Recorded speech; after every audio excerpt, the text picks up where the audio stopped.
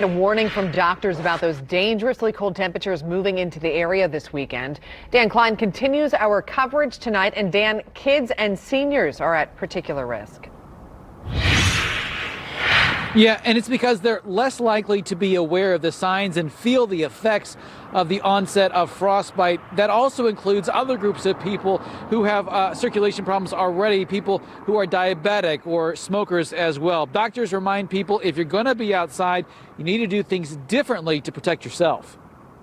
The biggest thing that we worry about is frostbite. Emergency physician Dr. Matt Connolly knows it's going to happen this weekend. And it doesn't take long with temperatures in the single digits, even lower when you consider the wind chill. People that are just outside walking the dog, shoveling, when it's 5 degrees, 10 degrees, frostbite can set in as little as 20, 30 minutes. So it's really surprising how quickly it can happen. So layer it up. It's the thin pockets of air between layers which help keep your body warmer than one big layer. Wetness is also the enemy and greatly speeds up the process where your skin and extremities start to freeze. That's why parents need to be especially careful with young kids if they're going to be out playing in the snow. But this weekend may be one for nonstop indoor activities. Any exposed skin, especially when it's windy, especially when it is as cold as it is going to be this weekend, is really the key. And don't forget, if you feel like you may have a case of frostbite, do not massage affected areas. Instead, use room temperature water to gently warm your hands and increase circulation. But if it's not getting better or there's significant pain, it's time to seek professional help. It's just really not something to take lightly.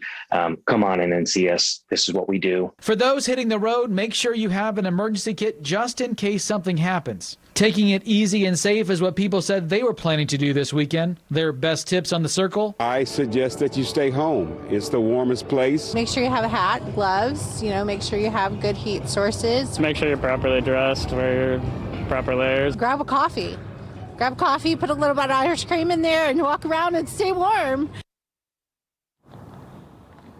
And warning signs for frostbite include white or grayish yellow skin that is unusually firm or waxy, as well as numbness. And something to keep in mind, because of that numbness, oftentimes it's someone else who first sees the sign of frostbite. Reporting live in Indianapolis, Dan Klein, Wish TV, wishtv.com, and be sure to follow us on Facebook. Thank you very much. A warming center open to the public this weekend. That's on the west side. It's at the Indy Parks Municipal Gardens on Lafayette Road near 16th Street. The location opens tomorrow at 8 p.m.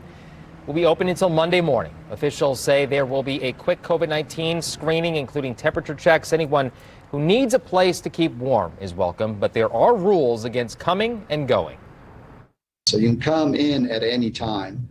Just so we do have rules once you're inside there, once we get to a certain period of time at night. If you do decide to leave, because we won't hold you there, you just won't be allowed back in. Now, if you do need a ride, Municipal Gardens is along the Indigo bus routes. Municipal Gardens opened last week as a warming center. Officials say at least 11 people sought shelter. Anyone who needs additional information or services can call 211.